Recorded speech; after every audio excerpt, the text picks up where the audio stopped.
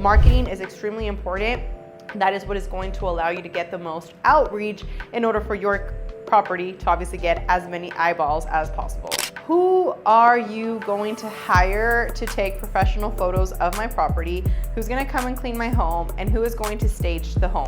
You need to make sure that you're working with somebody that has that business mindset in terms of they have the right team to back them up. Because if they're not going to take the time to follow up with how the other side of the transaction is doing, that's going to be a problem for you.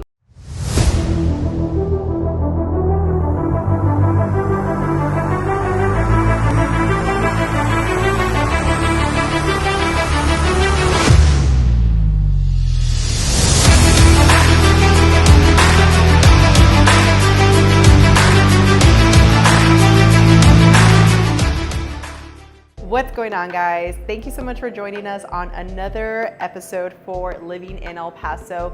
I'm 𝐅𝐫𝐞𝐞 𝐄. I'm one of the top producing agents here in El Paso, Texas. I'm also an active investor, and I just have a lot of information that I love to share with our clients. And this is one of the methods that we utilize to educate our clients and overall people that are in the real estate market, if you will.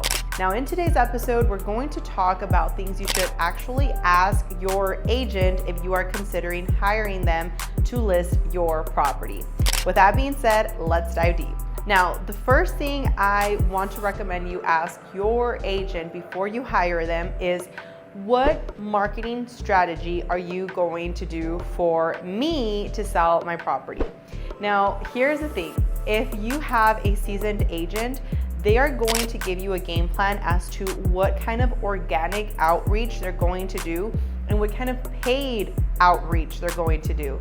Now, if you don't know the difference, organic essentially means things that they do not have to pay for, and paid, obviously, as the word implies, they're paying for this marketing. Now, this is very important because I've noticed a lot of agents that are a little bit more on the old school style. They don't like to actually put money into the advertising budget. One, sometimes they don't know what they're doing. Two, they've hired companies that, again, scam them because they don't know what they're doing, therefore they hire the wrong person. Or three, they just don't want to spend the money on that. And to be quite frank with you, that is hurting you and the outreach for your particular listing. It is very important to make sure you find out what kind of plan they have, not just putting it on the MLS, not just ensuring that they're sharing it for free on their social media, but actively putting some skin in the game by advertising and spending some money in order for them to bring you the best possible offer on the table. This is extremely important, and like I said, not many people know about organic versus paid traffic. And if you have the right agent, they're going to give you a elaborate explanation, honestly sometimes a little more overwhelming than you want to, but if they know what they're talking about, they're going to explain it in a way that's going to be very concise, and it's just going to make sense for you. So asking this question is extremely important. I like to tell my clients, look, I just happen to be a marketing expert that happens to be a real estate advisor. So for me, marketing is extremely important.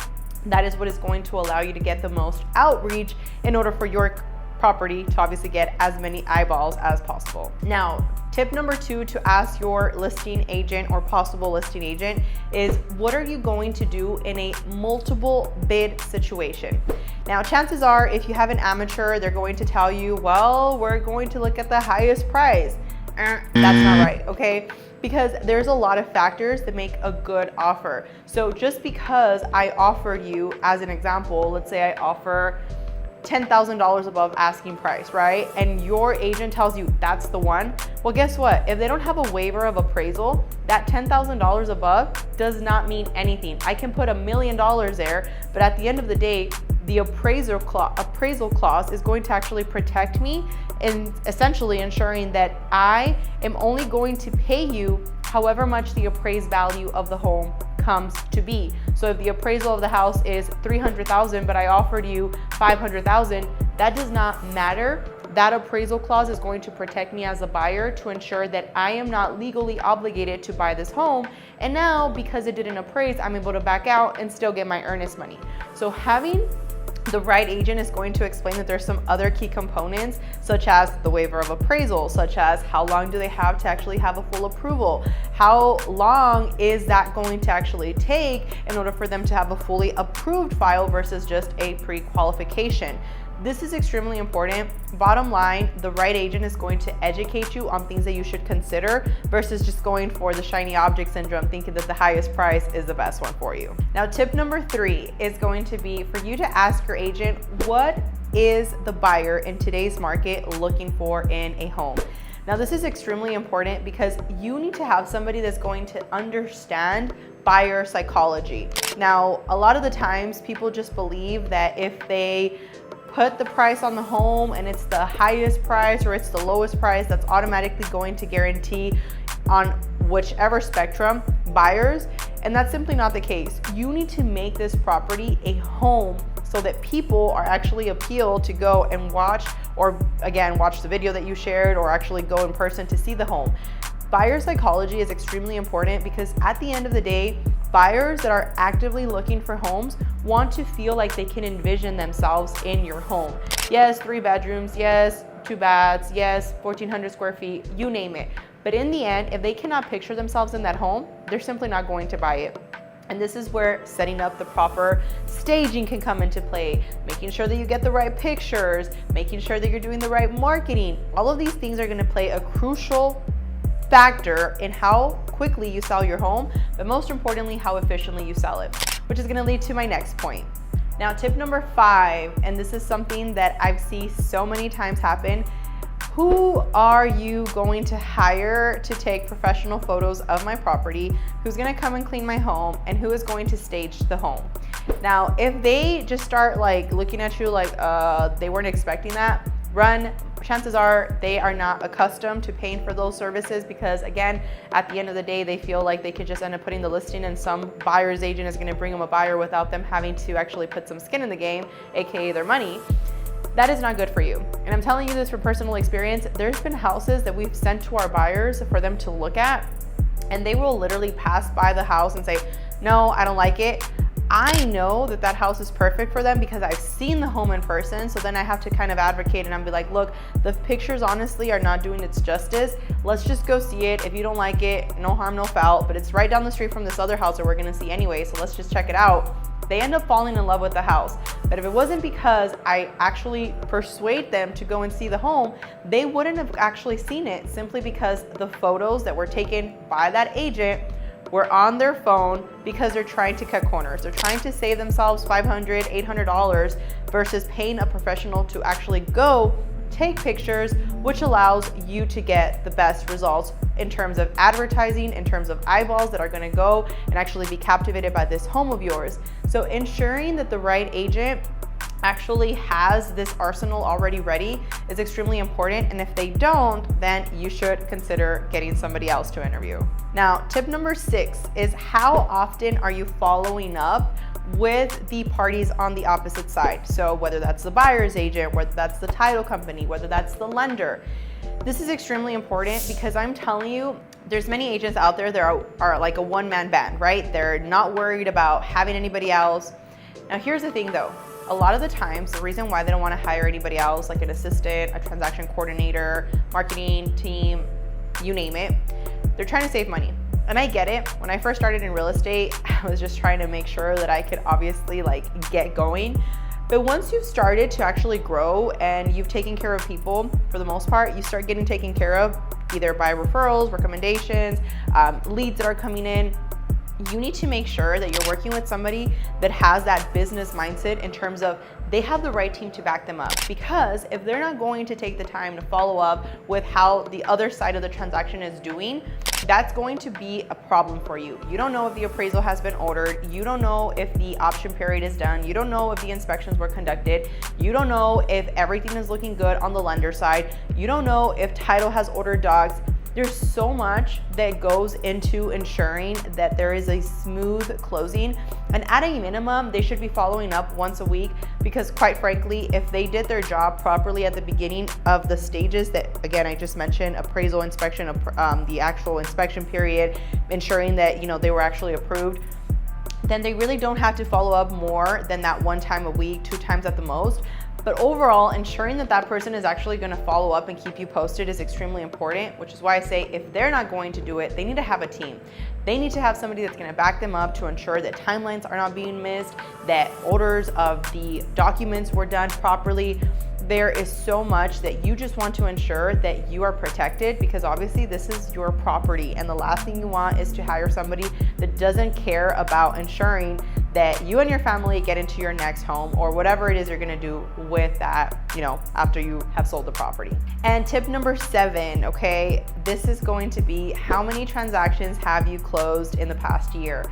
So this is a fun one, and before I finish this point, I have created a template for you that is going to outline questions that you should ask. It's 13 questions that are going to allow you to ask the agent that you're interviewing questions that are gonna kind of make them either stumble on their toes or be quick, and you're gonna know you're working with a professional. The reason that's important is, again, you don't want to be taken advantage of. You don't want to be somebody's guinea pig, and you don't want somebody that's not gonna have your best interest. Those questions are extremely important. It's completely free, so if you're in the market, feel free to click that down below, claim your free guide. Also, I do have partners throughout the US, so if that is something that you are looking for, somebody that's going to be credible, that's going to be knowledgeable, that's going to have your best interest, and maybe you're not considering buying specifically here in El Paso, Texas, I can still point you in the right direction. So please feel free to use us as a resource. Now, with that being said, the last tip that I'm going to share being around how many transactions they've closed. Now, here's the thing. If you're working with somebody that is full-time in real estate, you are on a minimum, they should have at least closed 15 transactions the year before, okay? If they have not closed 15 transactions, I'm telling you, chances are they have another side job, because there's no way that they are sustaining a family by just closing less than 15 transactions a year.